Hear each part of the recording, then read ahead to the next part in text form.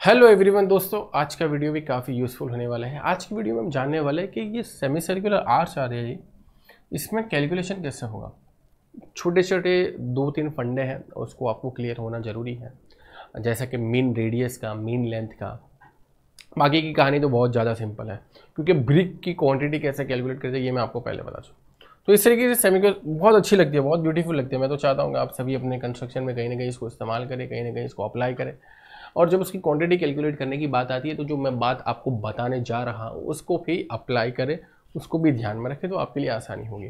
ठीक है, तो मैं आपको यहाँ पर ये बताने जा रहा हूँ। पहले तो हमारे पास इसका एक ड्राइंग होगा जो कि हमें स्ट्रक्चरल इंजीनियर बना कर देगा, ठीक है, या आर्किटेक्चरल जो भी फर्म होगी उनकी तरफ से जो ड्राइंग आएंगे उसको भी आप कंसिडर कर सकते हो। तो उसमें हमारे पास कुछ बेसिक डायमेंशंस हो गए, और उन डायमेंशंस में हमारे लिए सबसे ज़्यादा इंपॉर्टेंट है 3 डायमेंशन। एक तो होगा स्पान जो कि 3 मीटर का है। हमने एग्जाम्पल के लिए एग्जाम्पल यहाँ पर कंसिडर किया है ताकि समझने में आसानी हो। तो स्पान मान लेते हैं कि 3 मीटर का है। ब्रेथ जो है दोस्तों 40 सेंटीमीटर की, ये वाला जो हिस्सा होगा ना भाई, ये वाला, ठीक है, जेड डायरेक्शन में, इसको हम बोलेंगे ब्रेथ। और यहाँ पर थिकनेस कितना बोलेंगे भाई, कितनी मोटाई है इसकी, इस आर्च की मोटाई कितनी है ना, ये मोटाई, इस यहाँ पर मोटाई इसको बोलेंगे। ये आर्च जो हमारे पास है, ये आर्च में ये जो हिस्सा है ये हमारे लिए मोटाई होगा। कोई भी इसको मोटाई नहीं समझिए, ये ब्रेथ है और ये है आर्च की मोटाई, ठीक है, जो कि आपको फ्रंट से ही दिख जाएंगे। तो मोटाई थिकनेस हमारे पास 30 सेंटीमीटर है, ब्रेथ 40 सेंटीमीटर, ये हो गए बेसिक डायमेंशन। लेकिन इन बेसिक डायमेंशन से कैलकुलेशन वॉल्यूम का नहीं होगा। यानी यहाँ पर अगर आप ऐसा कर रहे हो थिकनेस मल्टीप्लाई बाय ब्रेथ और मल्टीप्लाई बाय स्पान, तो ये बहुत गलत कर रहे हो भाई, क्योंकि आर्च सेमी सर्कुलर है तो उसमें सर्कुलर प्रॉपर्टीज लगेगी, है ना। अगर भाई जैसा कि रेक्टेंगल होता या क्यूबॉइड शेप होता तो उसमें क्या होता है, लंबाई, पौड़ाई और हाइट को मल्टीप्लाई करते, LBH कर दिया बेसिकली आपने, तो आपको वॉल्यूम मिल गया। लेकिन ये कि सर्क्यूलर है, तो सर्कल या सर्क्यूलर जब कहीं पर भी होगा तो उसकी प्रॉपर्टीज लगेगी।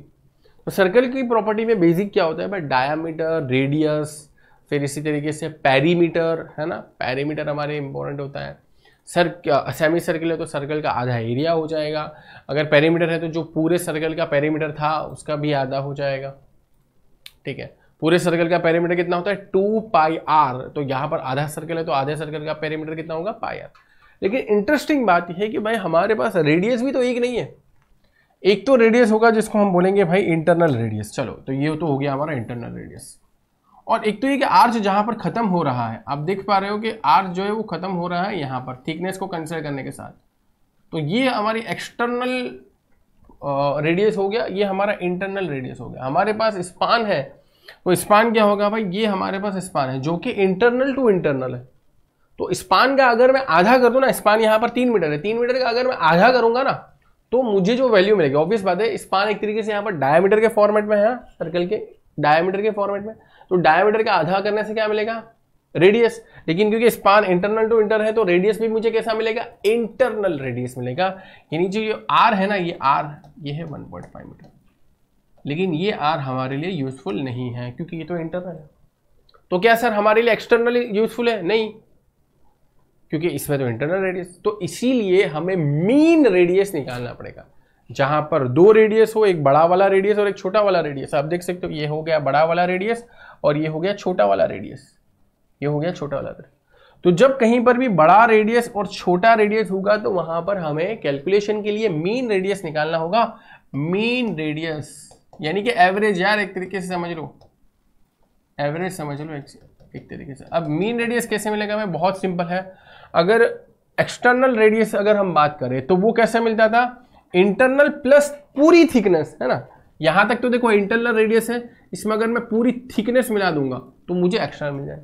अगर मुझे मीन चाहिए तो मुझे कितनी थिकनेस मिलानी होगी, मीन रेडियस एवरेज, तो आधी थिकनेस कंसिडर करनी होगी।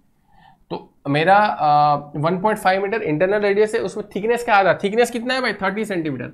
30 सेंटीमीटर को अगर हम कन्वर्ट करें तो ये हो जाएगा 15 सेंटीमीटर, है ना, आधा करें तो आधा, ठीक है, डिवाइड बाई 2, 1/2 कर दिया। 15 सेंटीमीटर को हम 0.15 लिख सकते हैं क्या, 15 सेंटीमीटर को हम लिख सकते हैं 0.15 मीटर, 0.15 मीटर। सो 1.5 मीटर के अंदर मुझे अगर मीन रेडियस चाहिए जिसको हम रिप्रेजेंट करेंगे एमआर से, तो मुझे 0.15 ये इतनी आधी थिकनेस मिलानी होगी। तो बस वही यहाँ पर वही क्या है, मीन रेडियस में जो हमारा इंटरनल रेडियस पूरा का पूरा 1.5 और उसमें आधा रेडियस हमने आधी थिकनेस का आधा, देख सकते हो आप 0.3 का आधा किया हुआ है, उसको मिला दिया जो कि 0.15 के आसपास होता है। तो हमें मीन रेडियस मिलेगा 1.65 मिलेगा। हमें दोस्तों मिलेगा मीन रेडियस 1.65 मीटर के आसपास। ठीक है, हमें क्या मिलेगा दोस्तों, मीन रेडियस 1.65 मीटर के आसपास। तो मीन रेडियस तो दोस्तों हमें यहाँ पर मिल गया 1.65 मीटर के आसपास। अब इसका क्या करें, क्योंकि मीन रेडियस का भी अपने आप के अंदर कोई कमाल नहीं है, और वॉल्यूम निकालने के लिए हमारे पास मीन लेंथ होनी जरूरी है। सर ये क्या बोल दिया आपने, मीन लेंथ?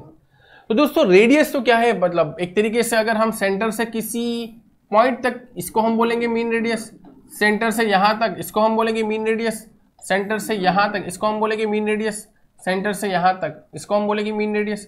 तो जितने भी मीन रेडियस वाले पॉइंट हैं, अगर उन सारे पॉइंट को मिलाकर एक लाइन बनाई जाए, दोस्तों जितने भी मीन रेडियस वाले पॉइंट हैं, अगर उन सारे पॉइंट को मिलाकर एक लाइन बनाई जाए, तो उस लाइन को हम क्या बोलेंगे दोस्तों, मीन लेंथ। यानी mean length is nothing but this.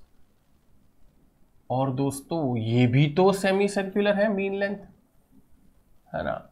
यानी कि ये मैं बोल सकता हूं एक पूरे सर्कल का आधा है ना, आधा सर्कल है ना, ये भी एक पूरे सर्कल का आधा है भाई। तो पूरे सर्कल का आधा मैं जानबूझकर बोल रहा हूं क्योंकि आपको समझने में आसानी है। पूरे सर्कल का आधा, तो अब मेरे पास जो पूरे सर्कल की प्रॉपर्टी है ना, वो आधे सर्कल में अप्लाई करनी होगी, तो डिवाइड बाई 2 ही करना है। और मैं आपको बता चुका हूं, आप सभी को पता होना चाहिए कि पूरे सर्कल के लिए पेरीमीटर कितना होता है। तो भाई सभी को पता होना चाहिए, पूरे सर्कल के लिए पेरीमीटर होता है 2πr। तो आधे सर्कल के लिए पेरीमीटर कितना होगा, और यही तो है पेरीमीटर भाई, यही तो है पेरीमीटर। आधे सर्कल के लिए पेरीमीटर होगा πr। अब इंटरेस्टिंग बात यह कि यहां पर r कौन सा होगा, क्योंकि ये मीन रेडियस लाइन है ना। ये कौन सी लाइन है, मीन रेडियस लाइन है। तो यहां पर रेडियस कौन सा होगा, मीन रेडियस। और यहां पर जो पेरीमीटर l मिल रहा है मुझे, यहां पर पेरीमीटर को बोलूंगा मैं मीन लेंथ। क्या बोलूंगा, इसको बोलूंगा ml, मीन लेंथ। और इसके साथ पाई मल्टीप्लाई बाई आर, कौन सा रेडियस, मीन रेडियस मल्टीप्लाई होगा। तो mean radius multiply by pi करूंगा। इसकी मैं रीजनिंग दे रहा हूं दोस्तों, बहुत सारे सिविल इंजीनियर्स रट्टा मारते हैं, बल्कि बहुत सारे लोगों को तो कंसेप्ट भी नहीं पता होता। ठीक है, बहुत सारे लोगों को तो कंसेप्ट भी नहीं पता होता। तो mean length is equal to pi multiply by M R. Pi की वैल्यू कितनी होती है भाई, पाई की वैल्यू होती है 3.14। या डायरेक्टली आप कैलकुलेटर के अंदर पाई का ऑप्शन भी आता है, वो भी कर सकते हो, या अगर किसी को नहीं आता भाई 22 डिवाइड बाई 7 भी कर सकते हैं। सो पाई मल्टीप्लाई बाई 1.65, 5.18 मीटर के आसपास आ गया। ठीक है, कितना आ गया, 5.18 मीटर के आसपास आ गया। So 5.18 metre is the mean length of this arch. समझ में आया, मीन रेडियस कहां से आया, मीन रेडियस से हम मीन लेंथ पर कैसा है। बहुत वैल्यूएबल चीज मैंने आपको बताया। मीन रेडियस, मीन लेंथ सब कुछ पता चल गया। अब दोस्तों वॉल्यूम की बारी है। तो वॉल्यूम के लिए mean length multiply by thickness multiply by breadth, simple सा फॉर्मूला। मीन लेंथ है ना, पहले आपको नहीं पता था ना मीन लेंथ का कंसेप्ट, अब पता चल गया। ये एक्स नहीं है दोस्तों, मल्टीप्लीकेशन का सिंबल है। Mean length multiply by thickness multiply by breadth. Mean length कितना है दोस्तों 5.18, थिकनेस कितना है 0.30, ब्रेथ कितना है 0.4। अब ये हमें मिल गया 0.62 क्यूबिक मीटर, यानी 0.62 मीटर क्यूब बोल दो। अब क्या करें, ये तो ब्रिक थोड़ी मिली, नंबर ऑफ ब्रिक थोड़ी मिली, ये तो हमें वॉल्यूम मिला दोस्तों। ये वॉल्यूम क्वांटिटी भी इंपॉर्टेंट है, यानी इतने वॉल्यूम में अब अपने को ब्रिक लगानी।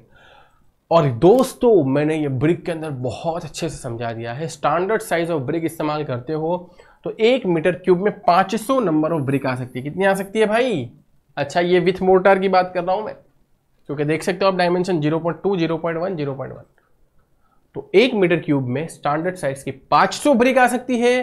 तो 0.62 में कितनी आएंगी, बस वही कहना। तो 0.62 के साथ 500 मल्टीप्लाई कर देना। तो 0.62 के साथ 500 मल्टीप्लाई किया तो भाई अप्रोक्सीमेटली 311, 310 के आसपास आ सकते हैं। भाई मैं बोलता हूँ 312 ले लो यार, है ना, और 5% अगर आपको वेस्टेज कंसिडर करना है तो वो भी कंसिडर कर लो। तो 312 नंबर ऑफ ब्रिक्स या अप्रोक्सीमेटली बोला, इसलिए मैं वर्ड इस्तेमाल कर रहा हूँ अप्रोक्सीमेट। तो आपको एक अंदाज़ा मिलता है अगर आपको ये सारी चीज़ें पता होती है तो कैलकुलेशन का अंदाज़ा मिलता है ना। क्योंकि लोग तो क्या बोलते हैं उसको, कंप्लीटली सर्कल होगा तो भी हीरो बनेंगे, कंप्लीटली रेक्टेंगल होगा तो कुछ नहीं करना है, LBH ही करना है ना, उसमें हीरो बनेंगे। लेकिन जब सर्क्यूलर आ जाएगा ना, वहाँ पर लोगों को कैलकुलेशन के मानते हो जाएंगे कि भाई ये कैलकुलेशन अब कैसे। तो मैंने आपको मेन रेडियस मेन लेंथ वाला कॉन्सेप्ट समझा दिया और किस तरीके से प्रोसीड करना है वो समझा। उम्मीद करता हूँ कि वीडियो वैल्यूएबल लगा होगा। आज के सेशन को यहीं पर समाप्त करते हैं दोस्तों, मिलते हैं नेक्स्ट वीडियो में। Good bye, take care.